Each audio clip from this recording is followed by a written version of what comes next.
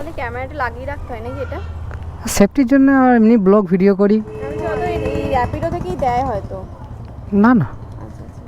তো এখন আবার একটা অর্ডার আসছে, তো যাচ্ছি ম্যাডামকে পিক আপ করার জন্য। তো ইসলামাবাদ থেকে বীরহাটার লেভেল ক্রসিংয়ের ওখানটায় তো কোথাও নামাতে হবে। তো এখন যাচ্ছি, দেখি।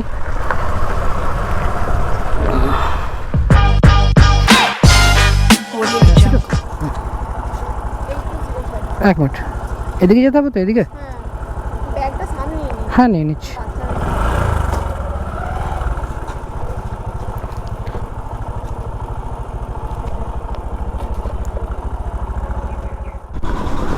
তো ম্যাডামকে পিক আপ করে নিয়েছি। রাপিডো বাইকে চালি, রাস্তাগুলো সবাই চালি, ওখানে চলে এসেছি। ভিডিও বানিয়ে করি ব্লগিং, এই প্যাশনে মাথা লাগছে ঘুরমিং। চলো সবাই মিলে নতুন কিছু করি, এই স্বপ্ন নিয়ে আগে বড় করি।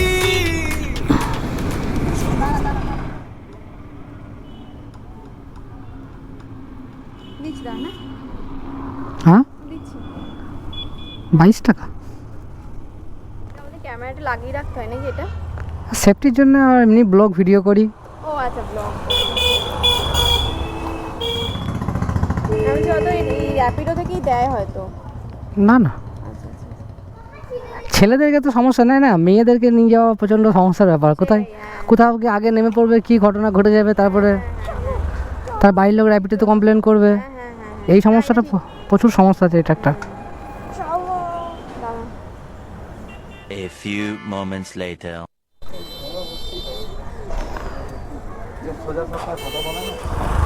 তো 1 ঘন্টা বসে থাকার পর জানি না কি ব্যাপার, আজকে প্রচুর র্যাপিডোতে অর্ডার কম। তো 1 ঘন্টা বসে থাকার পরে একটা অর্ডার এলো। তো এখন বেরিয়ে যাচ্ছি, কিন্তু তার আগে স্যারকে ফোন করে নিয়েছি। স্যার বললো নাকি গুডসেট রোডটা, মানে এই যে রোডটায় আমি যাচ্ছি এটাকে গুডসেট রোড বলা হয়। তো এই গুডসেট রোডের যেখানটা শেষ হচ্ছে ওর ঠিক আগেই ডান দিকে স্যার একটা চায়ের দোকান আছে, তো ওখানে দাঁড়াতে বললো। হ্যাঁ, 2449 কত স্যার? 2449 ব্লক করো নাকি? ব্লক করো নিচ্ছে। ঠিক আছে, আমি যাবো একদিন।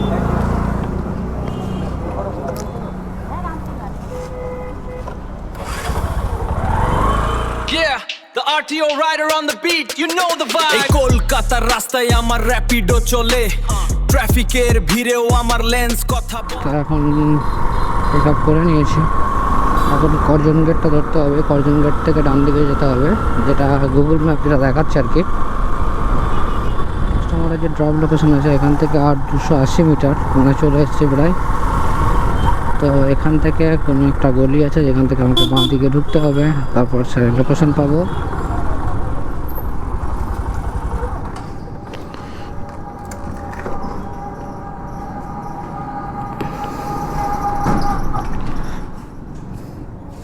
নেট প্রচণ্ড স্লো। তো এখন কাস্টমারকে 5 স্টার রেটিং দিয়ে